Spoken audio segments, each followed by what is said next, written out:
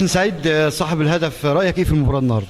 والله المباراة طبعا احنا بنلعب اللي هو المركز الأول، وزي ما أنت شايف يعني مباراة زي ما أنت شايف كده، يعني في أجواء حتى احنا مثلا ضغط علينا.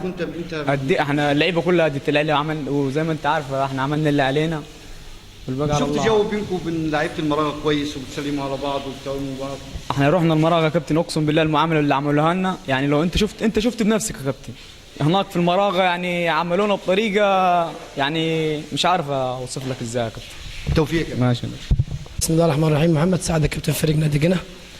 انا المشكله اللي كانت معايا حصلت معايا انا في المراغه، فعشان كده كان في اجواء مشحونه من 3 شهور. انا مع اداري او من الجهاز كان غلط فيا وضربني، وانا مش معاه، انا مع الحكم، فقعد اللي جاب الشد بتاع الماتش. رايك ايه في المباراه النهارده؟ الحمد لله رب العالمين، كل واحد عمل اللي عليه، وده التوفيق بتاع ربنا، كل واحد بياخد نصيبه. واعتقد الاجواء واستقبالكم كانت كويسه. هم يمكن يسال نفسهم الاستاذ عبد الناصر زيدان، يسال بتوع المراغه نفسهم، ويسال الكابتن عبعال، ويسال الناس دي كلها، ويسال اللعيبه اللي في الملعب اذا كان حصلت حاجه مننا.